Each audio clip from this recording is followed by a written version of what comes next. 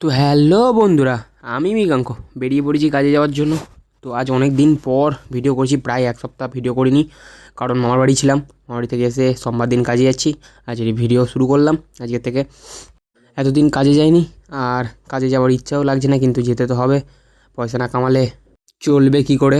তার জন্য বেরিয়ে পড়লাম সকাল সকাল, স্নান খাওয়া দাওয়া করে টিফিন নিয়ে কাজে যাওয়ার জন্য। সুন্দর সুন্দর রাস্তার দৃশ্য দেখতে দেখতে চলে গেলাম। অনেকটা সাইকেল চালাতে হবে, তোমার সাথে ডাইরেক্ট দেখা হবে কাজেতে। চলো, কাজে এসে গেলাম। মিস্ত্রি কাজ করা শুরু করে দিয়েছে। আজকে আমার মিস্ত্রি দেশে গেছে, তাই অন্য লোককে দিয়ে কাজ করাচ্ছে।